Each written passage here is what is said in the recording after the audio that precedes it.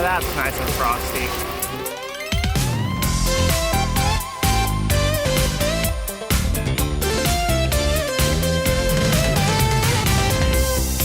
Welcome back to Living with a Classic and part 2 of fitting a fenair air conditioning system to that Jaguar XJS. If you haven't seen part 1 yet, I highly recommend that you watch it before, because I'm just going to jump right in where I left off in the previous video. Also, if you're new to the channel, welcome. I hope you stick around and consider subscribing. I put new videos every week on some Jaguar and classic car related content like this Jaguar XJS. So let's head over there and continue fitting that air conditioning system. Here's the engine bay again, and I've done 2 things off camera just because it was just too tight for me to be able to see what I was doing and film at the same time. But I'll let you know what I've done. I fitted the new thermal expansion valve over here. So of course there's a new O-ring in there, up there as well. So those 2 fittings are tight now. I've also fitted a pigtail in there with a new O-ring, and that's all tight again. And this pipe here, I started to thread down again, and that took a little bit of effort just because I damaged the top of one of the threads just a tiny bit when I got the old one off. So I just went back and forth a bit, and it's not fully tightened yet just because I want to wait until the other end of the hose is on the compressor. But it's on there. I thread down all the way and just let it up again, so that should be no problem at all.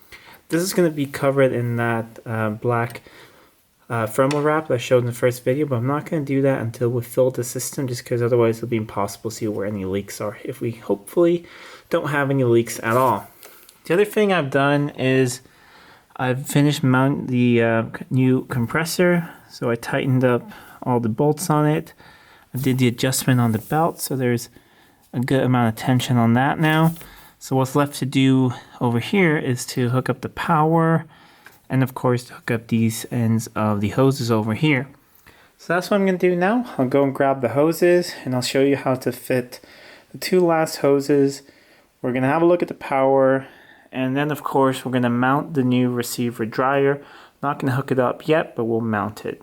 These are the 2 hoses I need to fit now. I decided to split this one up. Let's see, this one over here. This one has the pipe on it that goes into the bulkhead. So I already fitted that pipe. I just threaded it apart. It wasn't tightened yet. You're supposed to take, if there is a joint, you should take it apart and just check that there is an O-ring in there, and they should all be lubricated. You will get some compressor oil in the kit that you can lubricate them with. However, when he sends it to certain countries, the guy who makes the kit, you can't always send oil to every single country. So if you can't, you can either get some compressor oil, or he said you can use some light machine oil on there just to lubricate them. Basically, so you don't pinch them when you tighten everything on. So I'm going to get some compressor oil, just pour in a little cap here, lubricate all of these up, and then we'll start fitting one at a time. I think we'll start with this one, go into the condenser, then we'll fit this one last. I have a little bit of the oil here on my finger, so I'm just going to lubricate around the O-ring. Basically, you don't need that much, just so that it lets it seal properly without pinching the O-ring. Do the same thing on the other side as well. And now I'm ready to fit this hose. This side is clearly marked. It goes towards the condenser. And the other side goes into the compressor. There are 2 size fittings on the compressor, so it's really obvious which one goes where. So I'm going to start by threading it over here onto the condenser. As you can see, I've only done up everything finger tight, so everything is still loose and can move around, so you can decide where things should go. For instance, here's a pressure switch. You don't want to tighten everything up and have the pressure switch pointing straight up, because then you won't be able to, close the bonnet. And maybe you don't want to have it pointing straight down because, well, it might touch against the coil here. You won't get the coil wire off, so get everything in place and then tighten things down so you can choose where you want it to go. Now we can fit the other end on the compressor. There are these protective covers that are already pre-loosened, and well, I'll just drop that one. That just protects so that no debris or anything goes in there. Same idea here. Of course, I have lubricated that O-ring and get it to seat like that. Once again, just doing everything up just finger tight so everything is still loose so I can move things around. And the same thing for the other hose. Once I'm happy with all the placements, I'm going to start tightening all the fittings down, making sure that nothing moves around so that things don't change. See, that one's pretty much tight. I'm going to move on to the next one. I've also made sure that none of the hoses rub anywhere and that there's no unnecessary strain on anything and doesn't seem like it can catch on anything. So I'm going to continue tightening everything down. And there's the last fitting all tight. Now I just need to put in that new receiver dryer. And now the new receiver dryer can go into place. It's very important to fit it the right way. Thankfully Fenair has put some nice little tape on here with instructions, but basically just fit it the way it was before. So the side glass was over there. So I'm going to try and get it into these little holders here.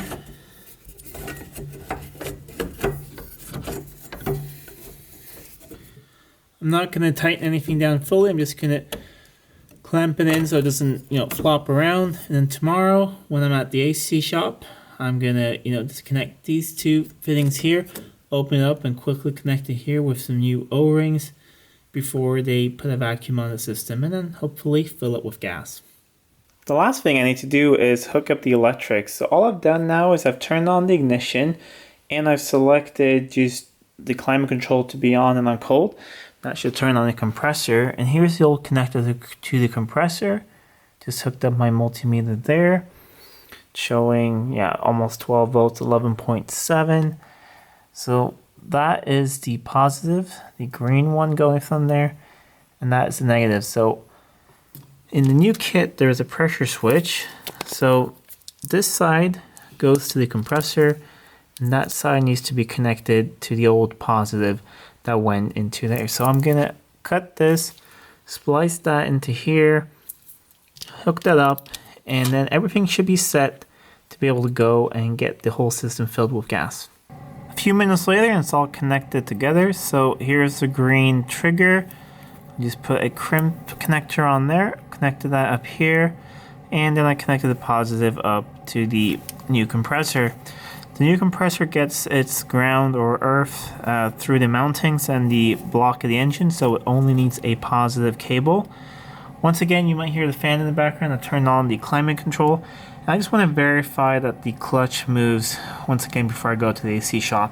The pressure switch will not activate until there's at least 30 psi of pressure. It's a safety thing, so all I'm going to do is bypass that momentarily. Let's see if my camera will focus on it. And let's see if you can see that. And that is working no problem at all. So now I can switch everything off, go in, go to bed. Tomorrow morning, and go to the AC shop, and hopefully everything will work just fine. Oh, and one thing I forgot. I am, of course, going to tidy all this up a little bit, remove any wiring that's not needed, zip tie everything in place. Just make sure everything looks nice. Just want to make sure it works first. So, of course, I'm going to clean all this up. Don't worry. Alright, so we're here at the AC shop, and we just put nitrogen in the system, and initially it was a little leak, but then I think an O-ring seated. We're checking everything with a sniffer. We'll get on the highest sensitivity a slight 1 at one place, but it's definitely acceptable. The technician says that if it's 3 or above, then there's definitely a big leak. So we're calling that acceptable, so now we're going to try and put a vacuum on it and hopefully fill it with gas.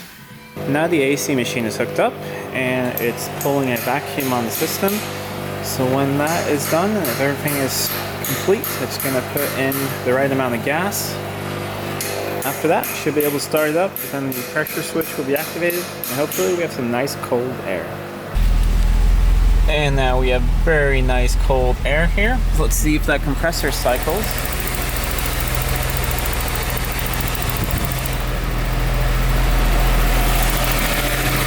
Alright, now the compressor is off. Let's see if it clicks on anytime soon.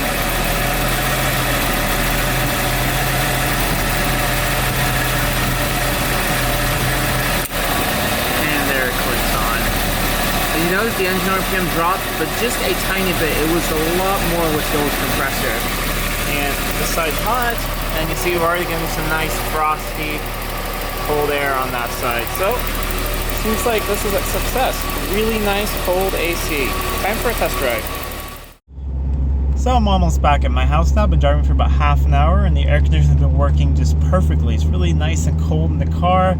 Hardly ever notice when the compressor kicks on and off, and just everything seems to be working really well. So if you like these videos of fitting the AC, please give a thumbs up, leave a comment down below, and why not visit Fenair's website if you're interested in one of these kits for any of your cars. Just have a look at their website. I highly recommend these kits. They're a great upgrade to any car. So until next time, I'm Adam, and this was Living with a Classic. I'll see you soon.